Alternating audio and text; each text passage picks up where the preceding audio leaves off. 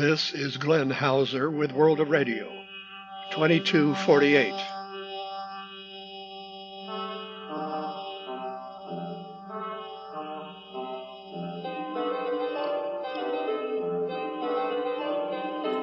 World of Radio is a listener-supported public service program about communications around the world, above all, shortwave. On this edition, recorded June 20th, Afghanistan, Antarctica, Asia, Canada, Chile, China, Cuba, DRM, Indonesia, Kaliningrad, Korea, North and South, Kurdistan, Mongolia, New Zealand, North America, Oklahoma, Sweden, Turkey, USA, Vanuatu, Vietnam, DX Nostalgia, LEGO Retro Radio, and the Propagation Outlook. Standard disclaimer. Mike Cooper forwards a report from BBC Monitoring. The Taliban have suspended BBC radio broadcasts in Afghanistan's southern province of Helmand. The Kabul-based Afghan Islamic Press news agency reported 13 June. Suspension ordered by local authorities, instructing those in charge of operating BBC's FM transmitter to halt broadcasts until further notice. Reason for the ban remains unclear. BBC began broadcasting on FM in Helmand in 2006, using a transmitter in the building of the state-run radio in the provincial capital. Before the fall of the previous government, the transmitter was managed by two technicians who continued their work under the Taliban. The administration banned the broadcasting of BBC news bulletins, VOA and DW in local languages in 2022. Ben Dawson replies, they shut down the U.S. AGM medium wave transmission from Pole Charkhi a few months ago. It was surprising they continued it as long as they did. Stephen Luce replies, the BBC still has a lot of shortwave beamed into Afghanistan, which is why the Oman relay station will likely remain in operation for the foreseeable future. That was Afghanistan and non, and now Antarctica non. If you're hearing this World of Radio as soon as possible, it's not too late to remind you of the annual midwinter broadcast of BBC to Antarctic bases. Friday, June 21st at 21:30 to 22 UT, on 11685 and 9585 via Wolverton, UK, 9870 via Ascension, and perhaps even 7255 via the UAE. As many of us heard them testing those exactly 1 week before. Now from Antarctica for real, LRA 36. We've not heard it lately, just below 15476 reduced carrier USB. And Manuel Mendes in Spain says, it seems to be missing for the last 2 weeks, perhaps due to weather conditions. It was not heard during its scheduled times, 18 UT Thursdays June 6th and 13th, nor on Saturdays June 8th and 15th. Then on the station's WhatsApp he found this announcement translated, due to weather conditions we will not be able to transmit our program until further notice. But that was soon followed by a further notice. We inform you that after the storm the antenna has been damaged and it's being repaired. We will be on the air again next Thursday, referring to June 20th.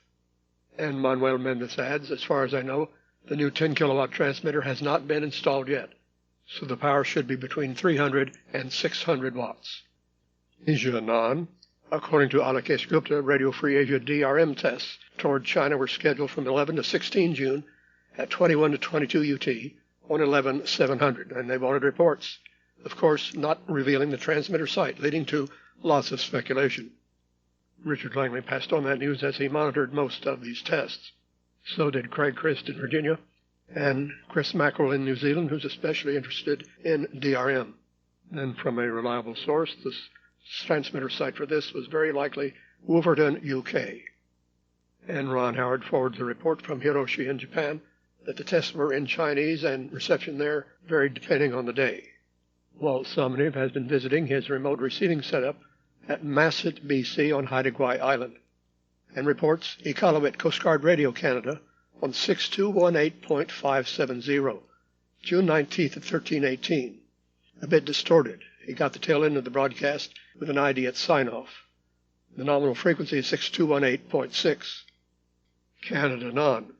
Tony Pavic in Hope, BC says, I've arranged for a directional antenna test with channel 292 with his program Pop Shop Radio at 22 UT, Sunday, 23 June. Across Asia toward Australia on 9670. Should be a darkness path for the most part. Reports from Asia most welcome. Of course, that's transmitted from Germany.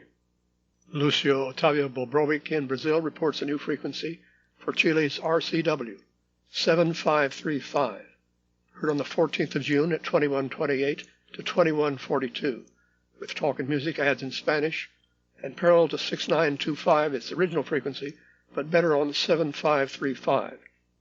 It was relaying of Radiograma, a news program which is available on YouTube.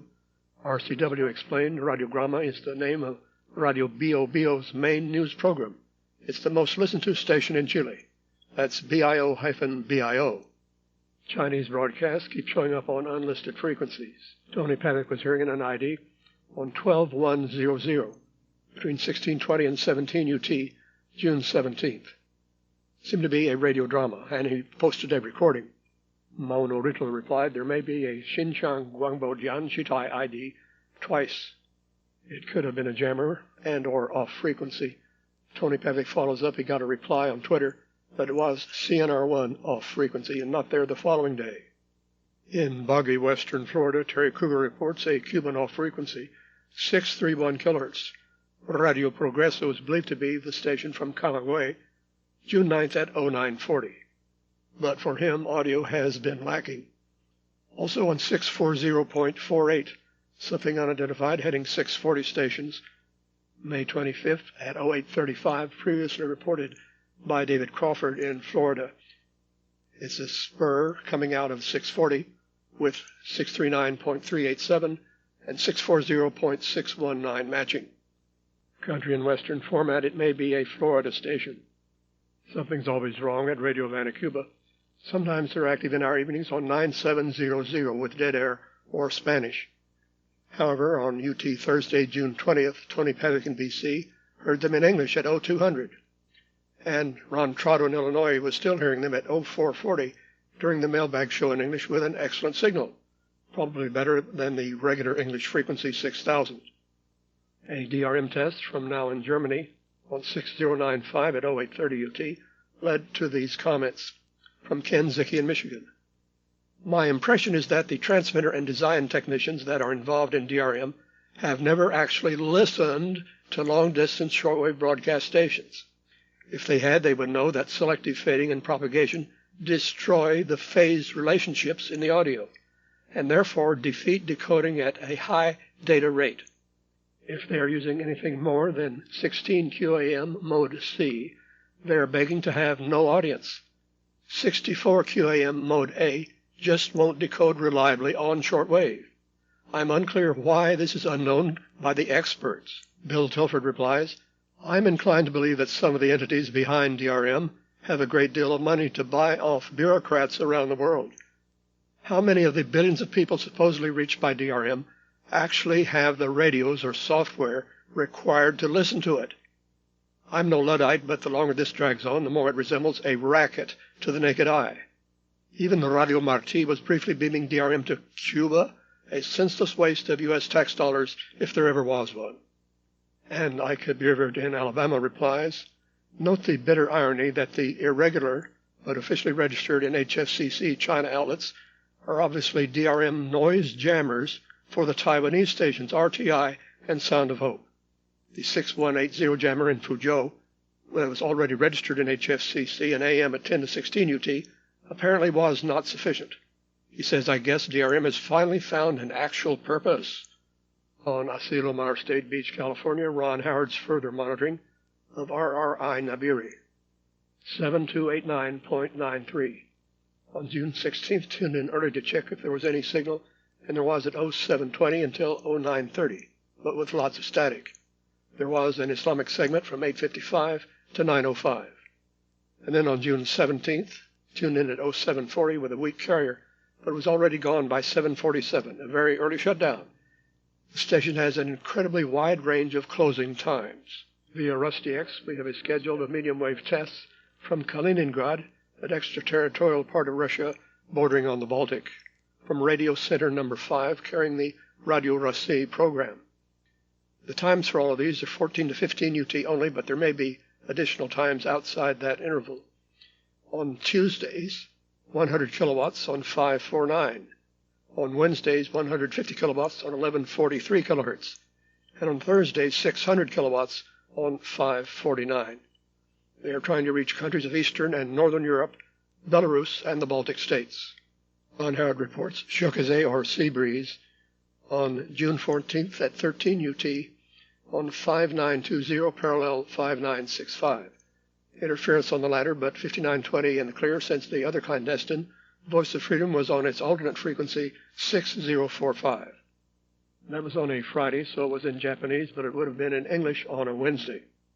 Another clandestine from South to North Korea, but transmitted from Taiwan, National Unity Radio on 7340.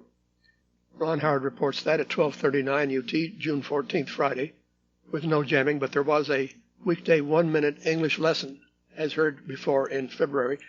The quotation was, "Genius is nothing but a great capacity for patience," which is from Georges-Louis Leclerc-Buffon, a French naturalist and mathematician.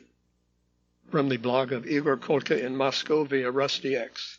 At the beginning of June, my collection of paper QSO cards was replenished with responses from KBS World Radio. And during a recent visit to Seoul, I was able to visit the office. The Russian service employees handed me QSO cards that had accumulated over a long time. I added to the collection a handmade postcard for a report dated December 17, 2023, a special card in honor of the 70th anniversary of KBS World Radio for listening on February 25th, and a new QSO card for receiving their medium wave 1170 in Seoul. By the way, according to the latest data, KBS World Radio now sends mail to listeners no more than once a year. The new rules are related to the financial difficulties of the broadcaster. I have not heard the Kurdish-Turkish radio war lately, just above 11.5 megahertz. I guess it's a matter of seasonal propagation, but we have these reports from Wolfgang Bischel. They don't always manage to be on the same frequency, the jammer and the broadcast.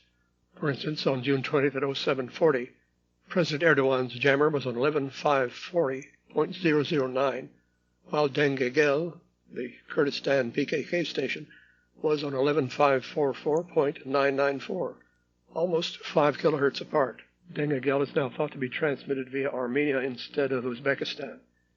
But the situation was different. On June 17th, they were both on almost the same frequency, 11,520 at 0720. From Masset, BC, Walt Somney reports on the two 12 megahertz frequencies of Voice of Mongolia, June 19th. At 10:45, 12,084.874 with strong reception, but modulation similar to Radio Cairo, with muddy audio and a loud transmitter hum, easily seen on multiple frequencies on the waterfall, in Japanese. Otherwise, it would have produced armchair copy.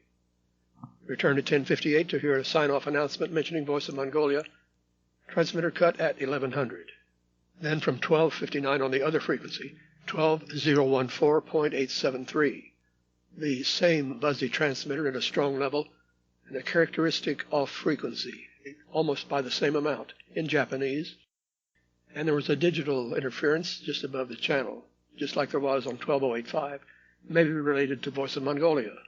New Zealand, Ron Howard reports on 6224 USB, Taupo Maritime Radio, that's TAUPO, June 14th from 13:53 till off at 14:18 with a variety of info, 3-day weather forecasts, gale warnings, a weather report for shipping, coastal navigational warnings, hazardous areas covered by rocket launchings, and it closed with an ID. He says, daily I have good, very readable reception. And it's also reported from BC by Walt Sominev. June 19th at 13:50, very good reception, with machine-generated marine forecast. The accent is easier to follow compared to Australia's. Oh, and the call sign is ZLM. Several more reports the past week of Antichrist Pirate Station YHWH on 7475, generally between 03 and 04 UT, according to Eric Fetters-Walt in Washington and Rick Barton in Arizona. It's filed as usual under North America, just in case he's not transmitting from the U.S. KIMY 93.9 in Matonga, Oklahoma, was broadcasting dead air in stereo for 6 days, starting on June 12th. At least their RDS was still displaying the gospel station. A station so incompetent as to broadcast nothing for such a stretch deserves to have its license revoked, so something else can make better use of our spectrum. It is a relay station, probably with no one there, and once they found out about it, they would have to bring in a contract engineer from somewhere else to fix it. The media magazine you monitor with your mind, World of Radio 2248, a non-commercial service, as is our website, worldofradio.com. Our thanks this week for generous financial support from Gerald T. Pollard in Raleigh, North Carolina, who sends a seasonal check to Glenn Hauser, P.O. Box 1684, ENID OK, 73702. One may also contribute via PayPal, not necessarily in U.S. funds, to WORADIO@yahoo.com. SAQ in Sweden celebrates 100 years on Alexanderson Day, June 30th. Thanks to Mike Terry for forwarding all about this special occasion. Mark your calendars for special, very low-frequency transmissions on CW 17.2 kilohertz. Should you actually be in Rematon, Sweden, they welcome visitors for the occasion. It's always fun to watch this via YouTube, at least when we are awake later on. Almost 100 years ago, on December 1st, 1924, the transmitter at Rematon Radio Station, SAQ, was put into commercial operation. Transmissions across the Atlantic to receiving stations on Long Island. Those are long gone, but SAQ has been preserved as a World Heritage Site and is still operational. Here's part of the schedule in Universal Time, June 30th. At 08:20, the live YouTube broadcast begins. At 8:30, startup of the alternator in the transmitter hall. A message is transmitted at 0900. Then there's some activities at the station, and then they begin again with a live YouTube broadcast at 11:20 UT, 11:30 starting up the alternator, and the transmission of a message at 12 UT. There may also be some test transmissions during shorter periods on June 28th between 11 and 14 UT. You may read all about it at their website, alexander.n.se. Ports for QSL are welcome if you actually pick them up on 17.2 kilohertz. Best sent via their online form rather than email, but the deadline is July 26th. There's also a ham radio station there, SK6SAQ, during the day with differing QSL instructions. Some CW on frequencies ending in 17.2, what else, on the 40, 80, and 20 meter bands, but also SSB on 3755 and 7140. I continue to monitor the Voice of Turkey almost every day, the English broadcast at 22 UT on 11785.009. Occasionally they're totally missing, and on some days they stay on the air past 23 UT in extra German, at least for part of the hour. Especially interesting is the Letterbox mailbag program on Sundays, and it's repeated one more time UT Monday after 0300 on 7275 and 6165. WRMI has canceled another World of Radio broadcast, UT Thursday at 0130 on 9395. However, we remain at the same time on another frequency, 5010. On June 17th, Joe's Jacob in India says, Happy 30th anniversary to WRMI Radio Miami International, Florida, USA, and to Jeff White, founder and general manager. Many thanks for your broadcast, especially the DX program, Wavescan. On Saturdays and Sundays only, 9955 stays on the air later than other nights, including Spanish from 06 until 07. Last week I thought it was a RAI Argentina relay since there was news about Argentina, but this week on June 15th it was clearly Radio Francia Internacional. Yes, Radio France International still has Spanish programming, not on its own shortwave for many years. And this does appear on the WRMI schedule grid, except the time is 1 hour earlier than we have been hearing it, supposedly at 05 until 06.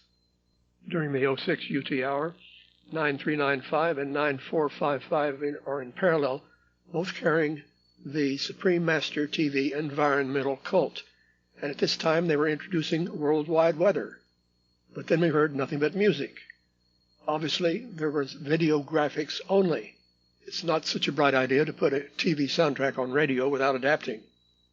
After 7 weeks of reruns, there was finally a new Alan and Angela Wiener Worldwide on WBCQ, UT Saturday, June 15th at midnight. And they even reactivated 3265.16 variable as well as 7489.9 variable. It was mostly political, I hesitate to quote, but Uncle Bill Tilford observes, cringeworthy though their political commentary often is, it does appear to generate more email to the station and commentary than less inflammatory programs. I know I'm playing like a broken record, but U.S. listeners will ultimately be left with a program grid they deserve if they don't start showing more love to those programs still directly targeting them. I speak not on my own behalf, but for those who are still targeting the U.S., but contemplating hanging it up there. Remember these lines a year from now. Furthermore, we noticed that the transmitter dedicated to all asterisk RUMP all the time, 5130 plus, had been off the air since at least May 14th, but was back on the air by June 16th. But by June 19th and 20th, it was gone again. I've now heard from Glenn Tapley about WEWN being totally off the air. He says we have maintenance concerns and hope to perform the necessary corrections and be back on as soon as possible. Thanks for the inquiry. And that was as of June 18th. WMLK has also been having problems on 15150. On June 17th at 0428, there was an open carrier, dead air, for at least a quarter hour, probably much longer. I wonder, does a human being turn it on and never notice there's no modulation? Or is it all automated? Are you there? Wake up. Operating engineer Gary A. McAvan, listed in the WRTH. Then the next night, June 18th at 0650, there was no signal at all. They must have decided to turn it off instead of dead air. But they were back on and even modulating on June 19th at 0645. There are huge variations in their strength as received here, depending on nighttime MUF fluctuations. I can always tell whether Radio Vanuatu is on the air or not when I check 7260 around 0630 UT, but it's never strong enough for easy listening to the content. Ron Howard, of course, in California hears it much better and also checks it every night. Well, they had been missing for 5 nights in a row, but were back on the air as of June 17th. That's after Ron Howard contacted the senior technical officer once again, Warren Robert, who replied to him, "We had an issue with a power cut, but it is okay now. Thank you for always listening to us.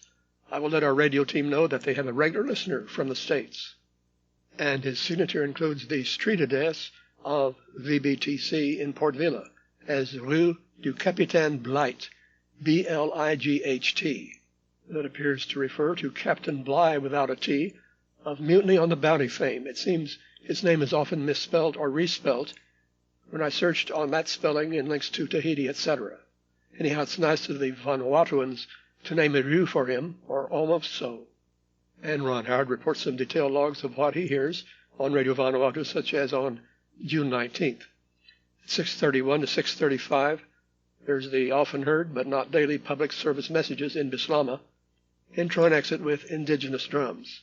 At 6:57, a PSA for voting ID, and commercial for the soft drink Splash and for Vanuatu Gas. At 0700 to 7:10 in Bislama, news, sports, and weather. Walt Sumney also hears this in BC. On June 19th at 9:20, excellent reception. Bislama talk about domestic violence and local vocal music, accompanied by guitar. The signal spreads across 18 kilohertz. Radio Vanuatu ID at 0929, and Radio Vanuatu Voice of Unity at 931. Drums at 0932. In the WRTH update via WWDXC, here's the schedule for English broadcasts of Voice of Vietnam. Power broadcast daily. I think the frequencies are likely to be slightly askew. On 9840 at 2330, 10, 1130, 1230, 1330, and 1500. On 12020 at 1130 and 1330. On 11885 and 9730 at 16, 19, and 2130. And on 7220 at 16 and 2030. Here is another DX Nostalgia commentary by RFK in Shortwave Bulletin. In the golden days of radio, a hobby flourished that beckoned the adventurous and the curious, the art of DXing, or distant listening. Before the digital onslaught that would forever change the landscape of communication, the world was a vast, uncharted territory, navigable through the flick of a dial, the hum of a speaker, and the whir of an antenna spinning in the wind. The thrill of capturing a distant station was intoxicating. It was not merely the reception of sound, but a connection to the cultures and societies behind the waves. With each crackle and hiss came a portal to faraway realms, a virtual bridge that spanned the abyss of the world's vastest ocean. And to verify these conquests, the postman delivered the tangible rewards of QSL cards and letters confirming our reception. Then the dawn of a new age broke. Global communication, once the province of the airwaves, fell prey to the inexorable march of digital technology. The once vibrant tropical bands of shortwave have emptied, their former inhabitants now stealing through fiber optic cables and beaming from satellites. In this desolate aftermath, DXing endures, a cherished hobby for a faithful few. The whispers of other cultures that once filled the night are but a memory, a fading echo in the vast ambience of the ether. Yet in our hearts, the magic of DXing persists, a beacon of nostalgia, flickering like the faint signal of a distant station. Now only a tantalizing hint of what once was. But we still have our QSLs, a tangible asset, a piece of nostalgia to be cherished. With that, let's delve into some nostalgic memories of the past, as he introduces some illustrations of QSLs and pennants. First, a pennant from Radio Quillabamba in Peru on 5025. Bolivian Radio Difusoras Altiplano was said to be a black, non-verifying station for a long time, but in the early 1970s suddenly started responding with QSL cards. One comes from the collection of the late Ole Alm. A QSL card like Granddad used to make them. What joy when we found something like this in our letterboxes. On the back of the card it says that Huancayo had 100,000 inhabitants, and the city was 3,260 meters above sea level. Radio Fana of Ethiopia was one of those shortwave stations, still active, and now it seems to have settled on 6110. Jan Ed received a QSL in 1999. And a QSL folder Ben Dalhammer received from Greenland Radio in 1956 when he heard it on 9526 kilohertz. They're still active on medium wave and have returned to shortwave before, so who knows what will happen in the future. Those are the words in Shortwave Bulletin Sweden of RFK. Here's some more sort of nostalgia from SW Helling Post. LEGO's buildable retro radio actually plays music thanks to a sound brick. Set to be released on the 1st of June this year. It's the LEGO Icons 10334 retro radio. You can look it up on their website, lego.com. For the young ones, back before Spotify, iPods, and Walkman, we had to get our music through the radio waves. Played back on delightfully charming devices called radios. This is a 906-piece creation and comes with a sound brick to play pre-recorded sounds. And you can also slot your phone into it and turn it into your very own brick-built speaker to play music or your favorite podcasts. The propagation outlook from SWPC, ANKNC is peaking at 10 and 3 on June 23rd. Otherwise, 5 and 2 or 8 and 3 through July 13th. Solar flux peaking at 190 June 23rd and 24th, 195 by July 2nd, and down to 170 by July 11th. With many thanks to all our contributors and stations. Hoping you'll hear me again next week. Glenn Hauser concluding World of Radio 2248 with a standard disclaimer.